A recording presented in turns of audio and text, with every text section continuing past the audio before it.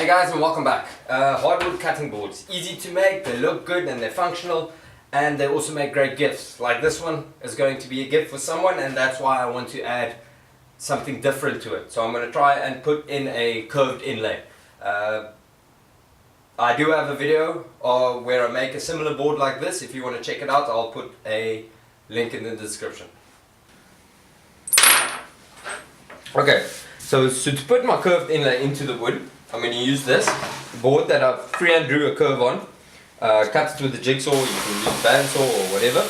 I'm going to clamp it to the board there, or wherever I want my inlay to be, and use my router to remove a section of the wood, so splitting the board into two halves or two pieces. Then I'm going to use an arrangement of these thin boards I have here and glue it into glue the two halves back on top of it, giving me that pattern. So you can use an arrangement of whatever wood you choose. I've got cherry here and ash. All I did was rip thin strips using my table saw and put it through the thickness planer to get the cut marks out of the wood and then get a smoother finish. So first things first, I'm going to be clamping this down quick and remove that segment with the router.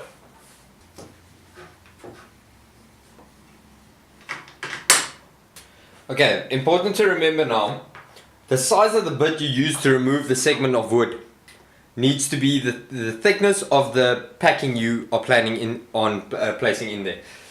So if, for example, I only wanted to put 2 layers in there, then I would use this bit, which is more or less the size of that. But I want to put 4 in, so I am using this bit. The reason for this is because your chopping board has lines from the different types of wood you're using. I'm using the same wood here, but I've still got grains running across the wood like you would.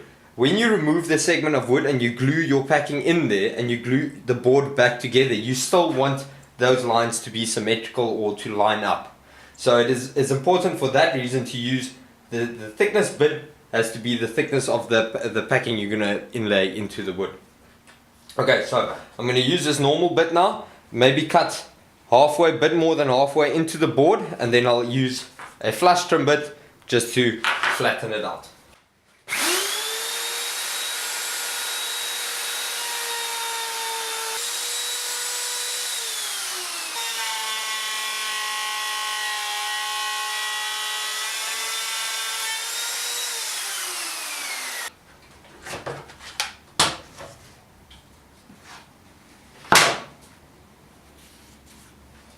Okay, now I'll simply use my jigsaw, cut within the center there, right through, then use the flush trim to finish it out, and then I can put my arrangement of packing inside there.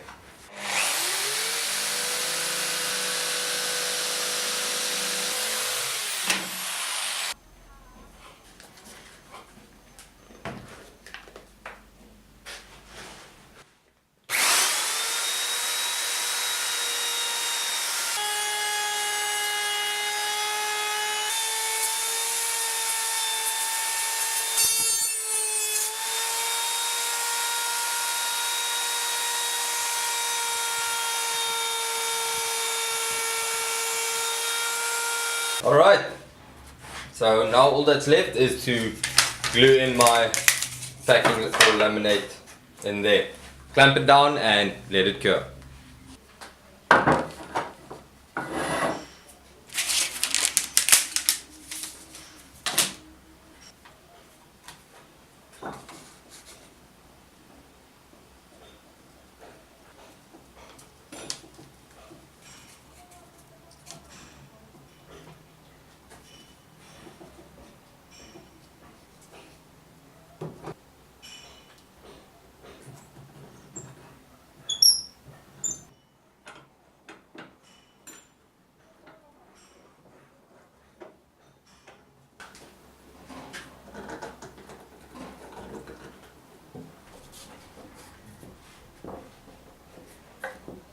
Alright, so it's clamped now. Now I just need to leave it to cure, take the clamps off, machine it flat, maybe add another one. I don't know, I'll see how it goes.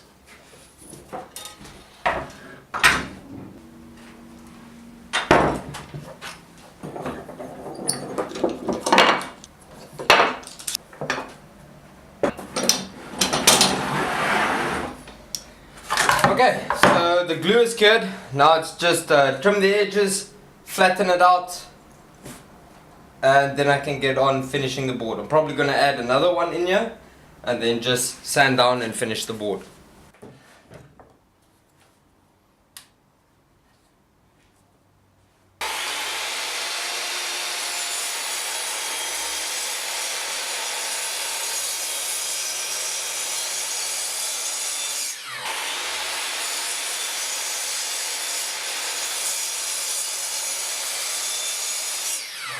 Okay, so now I've got the edges trimmed. The fastest way to take away this part that sticks out is to once again use my router. I'm going to use this board, clamp it to the board, router on top, and just trim it flush.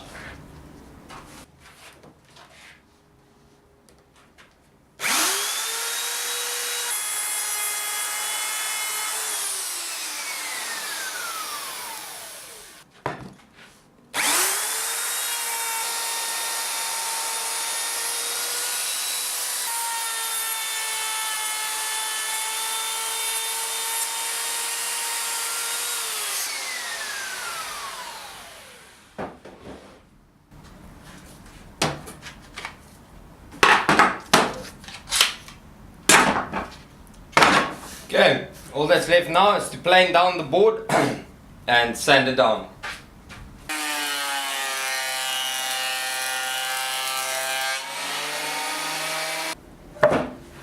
And that's pretty much it. I'm going to repeat the process now, add another one in here, and then I'll just size it accordingly, get rid of these open gaps on the sides, sand it down, maybe put a trimmer on the top here with the router, and that'll be done.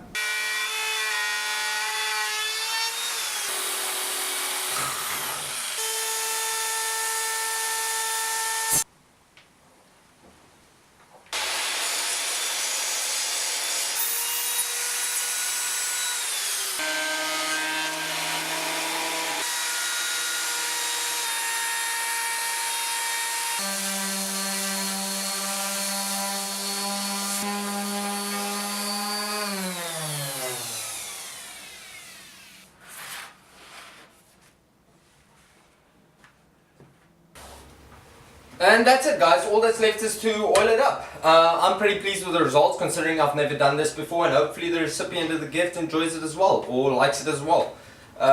Thanks for watching. If you enjoyed the video, remember to subscribe, and I'll see you guys soon. Cheers!